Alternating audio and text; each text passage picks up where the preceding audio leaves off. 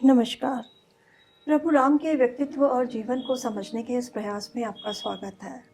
यह वार्तालाप श्रृंखला राम को जानने, समझने और मन में बसाने के लिए है। इसमें मैं योगिता पंत अपने मार्गदर्शक एवं गुरु अनिल चावला जी के सम्मुख कुछ जिज्ञासाएं प्रकट करती हूँ और वे समाधान करते हैं। आइए इस वार्तालाप का आनंद लें। बहुत बहुत स्वागत है आपका। नमस्कार। अनिल जी, पिछली बार आपने बताया था कि भरत बहुत आक्रोशित हो गए थे।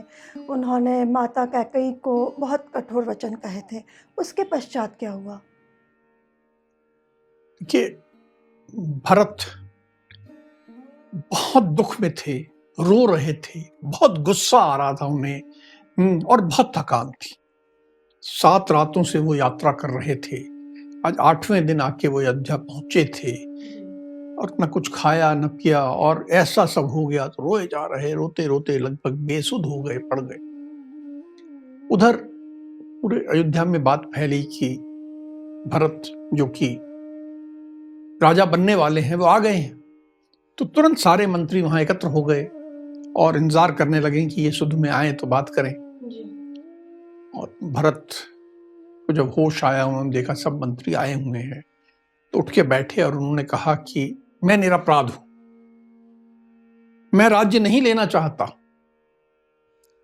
मेरा अपनी माता से इस विषय में कभी कोई वार्तालाप नहीं हुई है। इन्होंने जो कुछ किया अपने मन से किया, इसमें मुझे कृपया आप लोग दोष ना दें। मैं ये कलंक नहीं ढोना चाहता, अपने कलंक अपने सिर पे रख के नहीं जीना चाहता। राम के वनगमन के बारे में या उनके राज्याभिषेक के बारे में मुझे कुछ जानकारी नहीं थी, तो कृपया आप लोग सब मुझे इस दृष्टि से ना देखें कि मैं दोषी बैठा हूं यहां। और वो इस तरह करके अपना स्पष्टीकरण देने लगे। उधर ये जो वो स्पष्टीकरण दे रहे थे, तो ये आवाज उनकी माता कौशल्या के कानों में पड़ी। उन्होंने कहा कि लगता है भरत आ गए। वो बड़े दूरदर्शी हैं, धर्मात्मा हैं। तो उन्होंने सुमित्रा को कहा कि हमें चल के भरत से मिलना चाहिए। ध्यान दें कि उन्होंने बुलाया नहीं, खुद मिलने जा रही थी। खुद मिलने जा रही थी, क्योंकि वो राजा था। तो उन्होंने सम्मान के सोचते हुए कहा हम खुद मिलने जाते हैं। मंत्रियों से मिलने के बाद भरत फिर क्या माता कौशल्या से मिलने गए थे? हाँ, इधर तो माता ने सोचा कि वो भरत से मिलने जाएं। वो पिछले देखिए 2 हफ्तों में राम के जाने के बाद लगभग 6-7 दिन हुए, फिर उसके बाद महाराज का देहांत हो गया, फिर 8 दिन हो गए, तो लगभग 2 सप्ताह में माता दोनों बहुत कमजोर हो गई थी। दुख से बड़ी मुश्किल से चलते हुए आ रही थी। उधर भरत को भी लगा कि मुझे सबसे पहले माता कौशल्या से मिलना चाहिए और उनका दुख हल्का करना चाहिए। तो ये दोनों एकदम एक दूसरे से रास्ते में ही मिल गए। भरत ने देखा कि माता कौशल्या चली आ रही हैं और माता कौशल्या से चलते नहीं बन रहा था, वो नीचे गिर गई। भरत दौड़ा, उनको संभाला और उनको बिठाया, नीचे बैठ गए, वो जमीन पे ही बैठ गए। और बैठने के बाद भरत माता कौशल्या को संभाले हुए था, बहुत दुखी था, लेकिन अब क्या बोले वो समझ नहीं पा रहा था। तो फिर माता कौशल्या भरत से मिली तो उन्होंने कुछ कहा? क्या कहा उनसे? हाँ, माता कौशल्या के मन में संकोच भी था जी। ये तो राजा है। तो बहुत सम्मानजनक ढंग से उन्होंने बस इतना कहा कि भरत, तुम्हें राज्य चाहिए था, वो अब तुम्हें मिल गया है। लेकिन हाँ, तुम्हारी माता कैकेयी ने जिस ढंग से ये राज्य तुम्हें दिलाया है बहुत क्रूर है, बहुत नुकसान हो गया है उससे। अब जो भी तुम्हारी माता ने किया उसके लिए मैं तुम्हें कुछ नहीं कहूंगी। तुम अब शांति पूर्वक निष्कंटक भाव से इस राज्य का पालन करो, इस राज्य की सत्ता संभालो, अपना राज्याभिषेक कर लो। राम चला गया है, मैं बहुत दुखी हूं, बस इतनी मेरी तुमसे प्रार्थना है कि इतनी व्यवस्था कर दो कि मैं भी राम के पीछे पीछे राम के साथ जाके वन में रह लूं। राम मुझे इसीलिए छोड़ गया था कि मैं अपने पति का ध्यान करूं। अब मैं और सुमित्रा दोनों चाहते हैं कि हम राम और लक्ष्मण के साथ चले जाएं, तो तुम बस इतना इंतजाम कर दो कि हम दोनों चले जाएं, या वो भी मत करो, हम तुम्हें कष्ट नहीं देना चाहते। ये कितना संकोच है कि राजा को हम बोल रहे हैं, राजा बुरा मान जाएगा कि आप मुझे आदेश दे रही हो। नहीं, वो भी मत करो, हम खुद ही चली जाएंगी, हम स्वयं चली जाएंगी, बस अब ये अंतिम हमारी मुलाकात है। अब भरत बहुत दुखी हो गए इससे, तो माता ऐसा क्या कह रही, और माता रोए जा रही थी।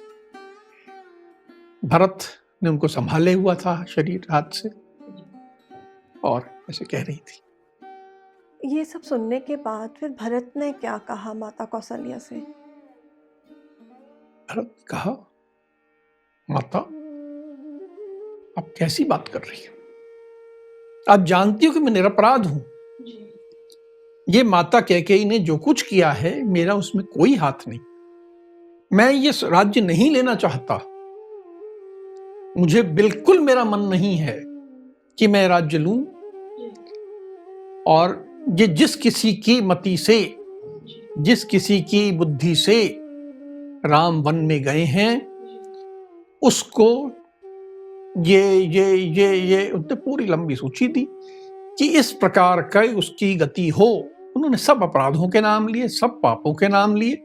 अब उसमें उन्होंने कभी गुरु के प्रति अपराध, राजा के प्रति अपराध, स्त्री और परिवार के प्रति जो हो सकता है, नौकरी के संबंधित, पर्यावरण, कर्तव्य, मित्र, धन, स्वास्थ्य, हर तरह की बात कही, और कहा कि जिसने की बुद्धि से गए हैं उसकी वही गति हो।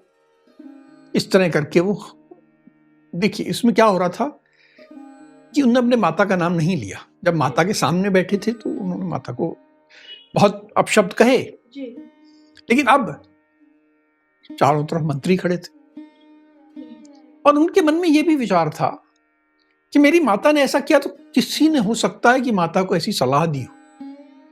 किसने सलाह दी उन्हें नहीं मालूम, को लगा शायद इन मंत्रियों में से किसी ने गलत सलाह दे दी होगी, कोई षड्यंत्र इनमें से रचने वाला होगा, कहीं ना कहीं माता ही पूरी तरह दोषी हैं, ऐसा नहीं हो सकता। तो उन्होंने अब डायरेक्ट मां का नाम नहीं लिया, सीधे रूप से नहीं लिया, लेकिन कहा जिस किसी को हो तो ऐसा ऐसा ऐसा ऐसा उसकी गति हो, वही गति हो जो फला अपराध करने वाले की होती है, और उन्हें हर तरह के अपराधों का इसमें जिक्र किया। ये आपने बताया कि जैसे गुरु के प्रति अपराध या परिवार के प्रति अपराध, तो हम वो एक एक करके आपसे सुनना चाहते हैं। तो सबसे पहले आप बताइए कि गुरु के प्रति जो उन्होंने बताया अपराध के बारे में, उसके बारे में बताइए। केवल अपराध नहीं है, कहीं ना कहीं दुर्दशा है, बुरी गति है। उन्होंने कहा जिसकी मति से, जिसकी बुद्धि से राम वन में गए हैं उसकी वही, उसको गुरु का दिया हुआ जो कोई उपदेश है वो भूल जाए, वह गुरु का मार्ग अनुसरण करने वाला ना हो, जो गुरुओं ने मार्ग बताया उसका अनुसरण करने वाला ना हो, उसकी वह वो गति हो जो कि गुरु का मार्ग का अनुसरण ना करने वाले की होती है। उसकी मानसिकता ऐसी हो जाए कि वो गुरु की निंदा करने लग जाए, सद्मार्ग से भटक जाए, गुरु की निंदा करने लगे, गुरु में बुराइयां देखने लगे। वह आदमी, एक शब्द उन्होंने कहा, गुरु पत्नी गामी की जो गति होती है वो उसकी हो जाए। अभी गुरु पत्नी गामी बड़ा एक महत्वपूर्ण शब्द है कि साधारणतः यहाँ पर पुरुष के बारे में है कि वो आश्रम में जाता है, गुरु है, उसकी पत्नी है, गुरु की पत्नी माता के रूप में। यदि वह गुरु की पत्नी को यानी अपनी माता को कामुक दृष्टि से देखता है, आज के संदर्भ में ये भी कह सकते हैं, कोई स्त्री और विद्यार्थी है और पुरुष शिक्षक को या पुरुष शिक्षिका के पति को किसी भी इसमें अगर काम गलत दृष्टि से देखती है या देखता है, तो उनकी जो गति होती है वही उस व्यक्ति की हो जिसने की मति से राम वन में गए हैं। तो गुरु से संबंधित इस तरह उन्होंने बातें कही। ये देखिए, ये सारी जो अपराध दुर्गति कही जा रही है, ये उनकी दृष्टि में सबसे बुरा जो व्यक्ति के साथ हो सकता है वो। जी। तो अब आप बताइए कि राजा के साथ, राजा के संबंध में उन्होंने कहा कि वह व्यक्ति जिसकी मति से राम वन में गए हैं, वह एक ऐसे राजा जो कि अपनी प्रजा का पालन पुत्र की तरह करते हैं, वो ऐसे राजा से द्रोह कर बैठे। वह ऐसे राजा का जो बहुत अच्छा है, जो अपनी प्रजा का पालन करता है, उसका वध करने पे जो पाप लगता है उसको वैसा पाप लगे, उसकी वो गति प्राप्त हो उसको जो कि उस राजा को होती है, जो कि टैक्स तो पूरा ले लेता है लेकिन प्रजा का पालन नहीं करता। ये देखिए कितना बड़ा अपराध माना गया। आज के संदर्भों में कहें कि आप पद पे बैठ जाते हैं, सांसद बन जाते हैं, मंत्री बन जाते हैं, और आप क्या कर रहे हो, अपना घर भर रहे हो, प्रजा का पालन नहीं कर रहे हो, तो आपको सर्वोच्च श्रेणी का पाप लगेगा। उन्होंने कहा ये पाप जो है, ये दुर्गति उस व्यक्ति की हो जिसकी मति से राम वन में गए। आप परिवार के संबंध में भी बताइए। परिवार जो है, स्त्री पुरुष संबंधों की बात है। उन्होंने पहली बात कही कि वो व्यक्ति, उसको जीवन में कभी योग्य पत्नी ना मिले, वो पत्नीहीन रहे और निसंतान मर जाए। यानी पत्नीहीन निसंतान व्यक्ति को जो गति मिलती है वही उसको मिले जो जिसकी मति से राम वन में गए हैं। फिर उन्होंने एक अपराध का उल्लेख किया जो बहुत एक खास है। ऐसा व्यक्ति जिसके घर में पूरा परिवार है, बच्चे हैं, नौकर है, अन्य लोग हैं, ऐसा व्यक्ति घर में मिठाई लाए और अकेले खा जाए। बांटे नहीं। हाँ, बच्चों को भी नहीं दी, नौकर को भी नहीं दी, कर्मचारी है उसको नहीं दी, और अकेले अकेला मिठाई खा जाए, तो वो ऐसे व्यक्ति की जो दुर्गति होती है वही उस व्यक्ति की हो जिसके मति से राम वन में गए। तो यानी अकेले मिठाई खा लेना कितना बड़ा पाप है। यानी इतना बड़ा पाप माना गया कि अकेले अकेले सुख भोगना। केवल मिठाई की बात नहीं है, जीवन में हर सुख परिवार के साथ बांटा जाए वो ठीक है, जो अकेले सुख भोगा जाए वह पाप है। और अकेले सुख भोगने वाला जो है उसको मिले। परिवार के संबंध में उन्होंने कहा वो व्यक्ति, उसको वो गति प्राप्त हो जो पर स्त्री गमन करने वाले को होती है। यानी दूसरे की पत्नी पे नजर रखने वाले पे, दूसरे की पत्नी के साथ संबंध बनाने वाले को जो गति होती है वो उसको प्राप्त। यह भी एक बहुत बड़ा पाप माना गया। जिस व्यक्ति की मति से, बुद्धि से राम वन में गए हैं, वह सदा मद्यपान में डूबा रहे, स्त्री समागम में डूबा रहे, जुआ खेलता रहे। व्यक्ति को जीवन में दुर्गति प्राप्त होने के लिए ये तीन अगर मिल जाए, उसको शराब पीने की आदत लग जाए, वह सदा स्त्री सुख में या यौन सुख में डूबा रहे और जुआ खेलने लग जाए, तो उसकी बर्बादी निश्चित है। इससे बड़ी बर्बादी हो ही नहीं सकती। उन्होंने कहा उस व्यक्ति को वही हो। आजकल ये सब मॉडर्न कल्चर मान लिया जाता है, लेकिन उन्होंने इसको सबसे बड़े पाप माना। और उस समय माना जाता था। हमारी संस्कृति को समझने के लिए बुराइयों को समझना जरूरी है। उस समय क्या अभी भी ये गलत तो है ही, ये तो सनातन है। लेकिन सनातन है, जो करेगा उसको बुरी होगी, परिवार बुरा होगा, उसके जीवन बुरा होगा, इस लोक में अगले लोक में हमेशा बुरा होगा। बोला वो व्यक्ति जिसकी मति से राम वन में गए हैं, उसको माता पिता की सेवा करने का सौभाग्य ना मिले। यानी माता पिता की सेवा सौभाग्य है, ना कर पाना दुर्भाग्य है, उसको ऐसा दुर्भाग्य मिले। और इन्होंने कहा वो व्यक्ति दरिद्र हो और उसके बहुत सारे बच्चे हो जाए।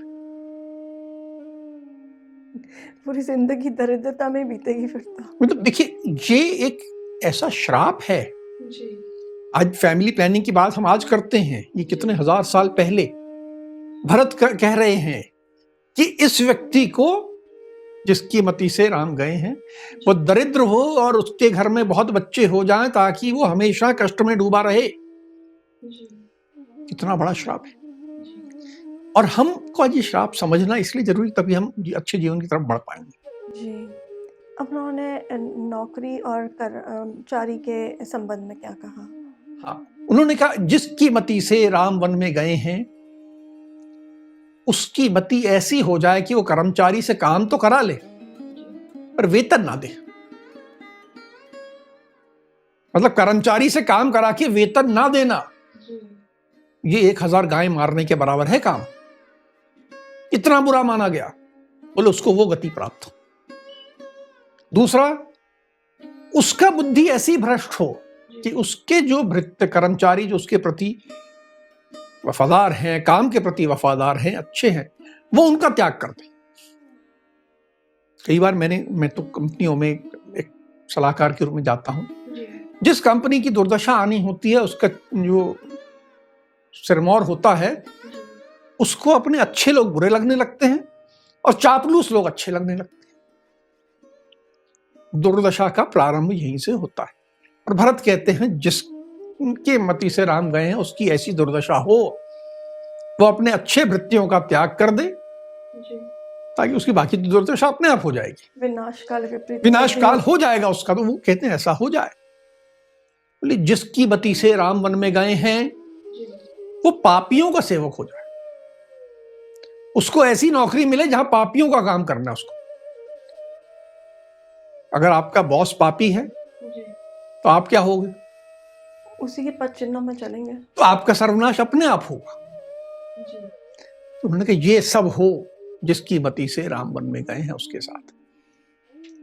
अब पर्यावरण के संदर्भ में क्या करना? हाँ, पर्यावरण के संबंध में बहुत महत्वपूर्ण बात। बोले जिसकी मति से राम वन में गए हैं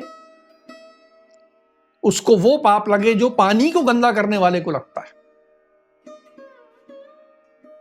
सबसे बड़ा अपराध पानी गंदा करना, नदी में को किसी तरह से गंदा करना, कुएं को गंदा करना, ये बहुत बड़ा अपराध है।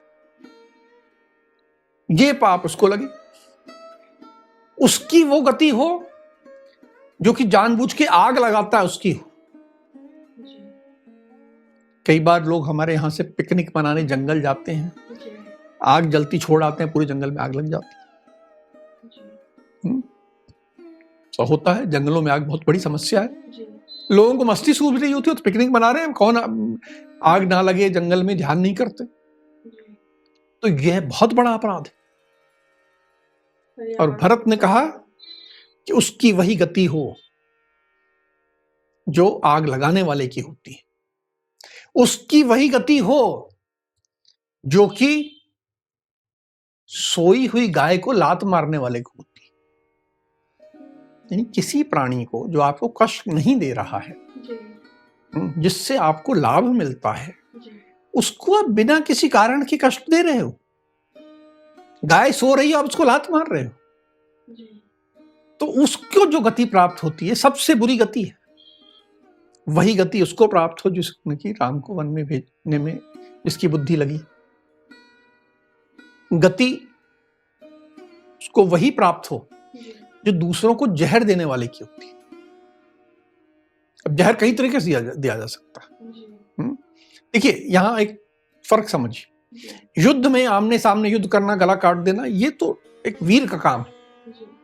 लेकिन चोरी छिपे जहर मिला देना या जानबूझ के अपने लाभ के लिए, आजकल बिजनेसमैन एडल्ट्रेशन करते हैं, मिलावट करते हैं खाने में, वो भी तो जहर खिला रहे। क्यों खिला रहे हैं जहर? जो लाभ होता है। हल्दी में उन्होंने पीला रंग मिला दिया, लोग मरेंगे, धीरे धीरे मरेंगे, मुझे तो आज लाभ हो जाएगा। तो ये जो दुर्गति होगी, ये सबसे खराब दुर्गति। तो अब देखिए कितना व्यापक उन्होंने बातों की।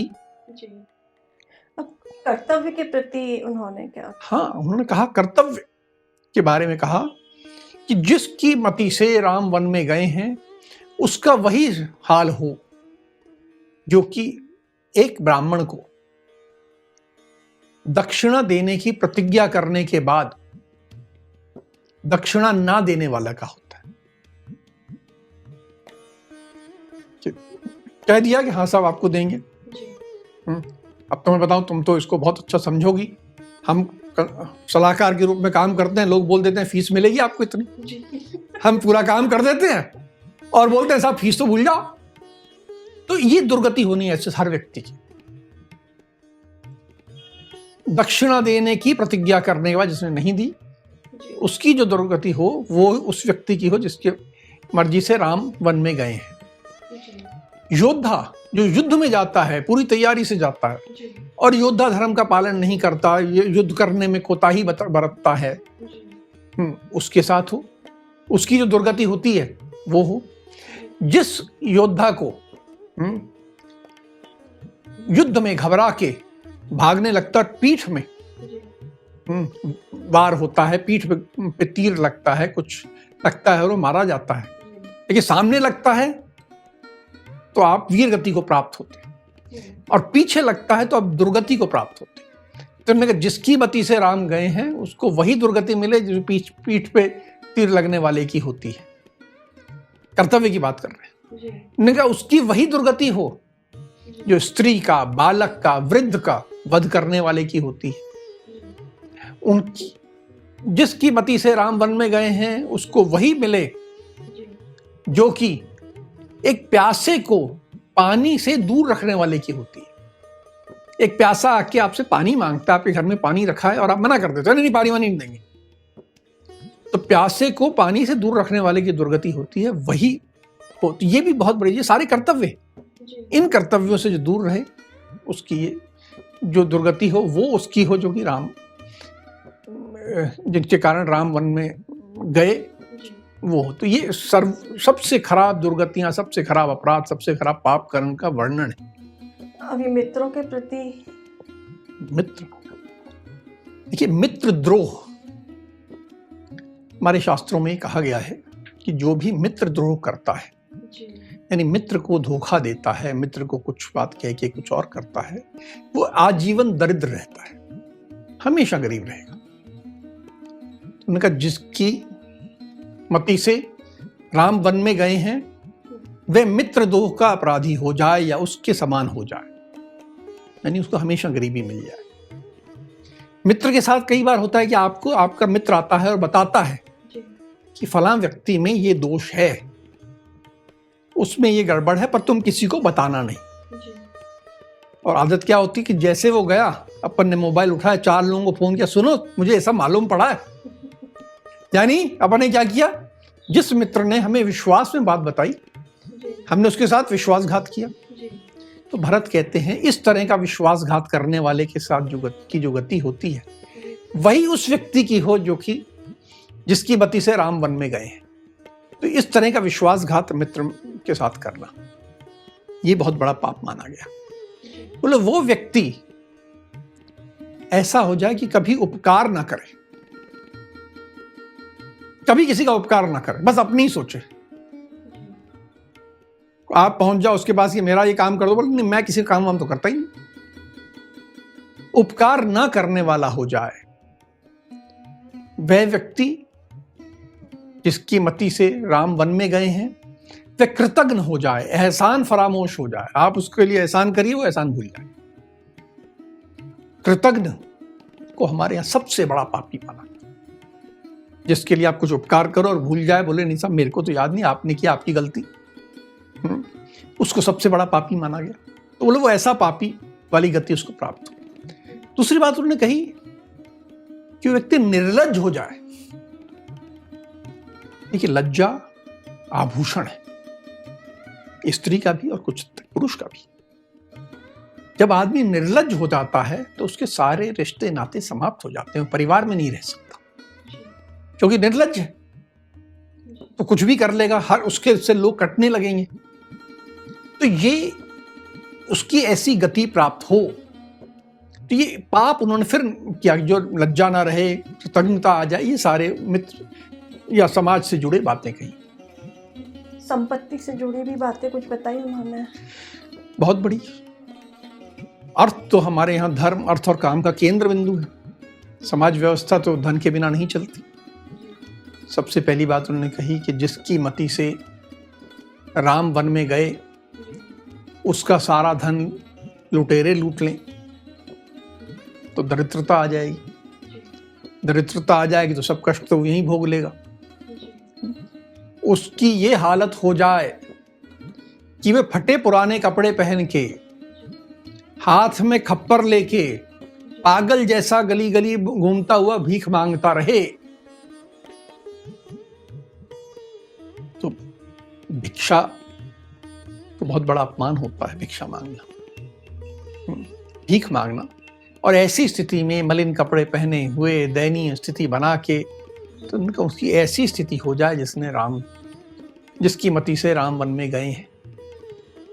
उनका वो व्यक्ति जिसकी मति से राम वन में गए हैं, उसके बाद जब भी कोई दीन याचक आए तो उस दीन याचक की सारी आशाएं निष्फल हो जाएं। यानी यह व्यक्ति जो है उसको किसी याचक को कुछ ना दे, वो दे ही ना, क्योंकि देगा नहीं तो पुण्य नहीं होगा, पुण्य नहीं होगा तो उसकी बर्बादी खुद ही होगी।